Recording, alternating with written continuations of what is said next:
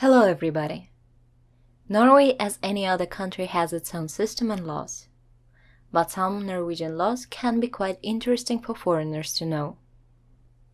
The Norwegian government considers access to higher education for all to be an important part of the Norwegian society. Thus, as a rule, Norwegian state universities and university colleges don't charge tuition fees. This is true for all levels, including undergraduate studies, master programs, and PhD programs. As long as you're proficient in Norwegian, you'll be welcome to study in one of the 4 Nordic nations, offering free education to external students. However, students will have to pay a semester fee of 400 till 700 Norwegian crowns each semester. This also applies to foreign students, no matter which country you come from. But you should take into consideration that living expenses in Norway are higher than in many other countries. Advertising to children under the age of 12 is illegal in Sweden and Norway.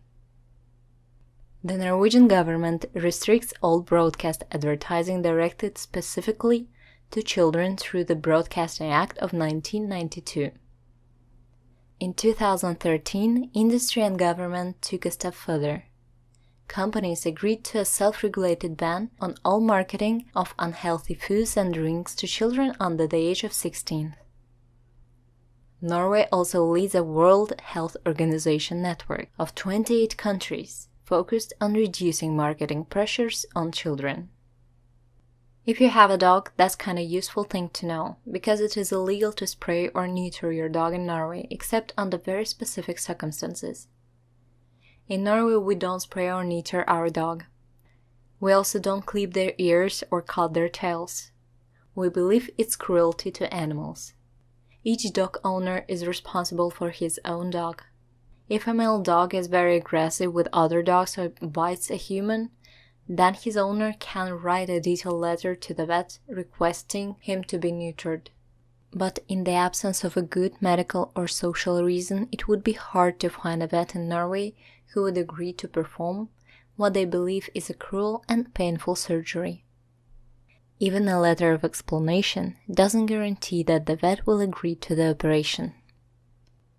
When you come to Norway, you may notice that not so many people smoke. Instead, they buy SNUS.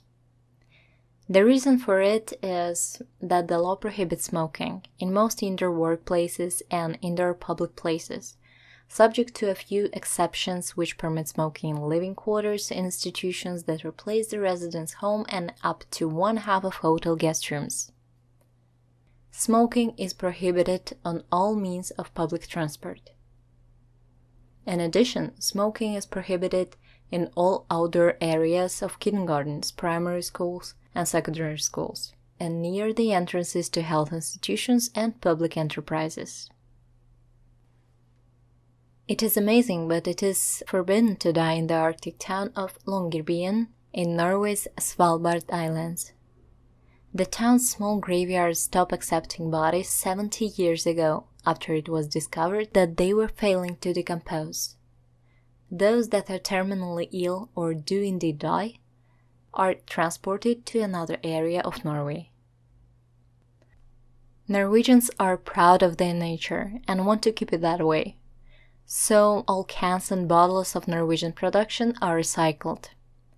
In Norway, a small deposit is charged on each drink's bottle and refunded when the empty bottle is returned. One delivers empty soft drinks bottle and water bottles in the grocery shop, where there are special machines that count the bottles and give out a check. The check is presented at the checkout, where the nth amount of money is given back to you. For non-Scandinavians and perhaps even many Norwegians, the Nordic laws of Janteloven in Norwegian, seem very confronting. Understanding what these laws really mean and what relevance they have to Scandinavian society is not trivial.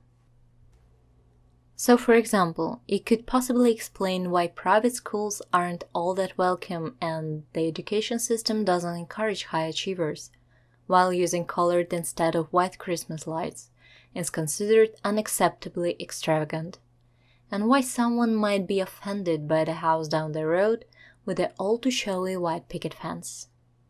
For some, these laws is sort of a reminder not to brag or to try to exploit others. Others attribute Norway's equality and apparent humility to this concept. It has been suggested that Janteloven protected Scandinavia from the negative effects of socialism.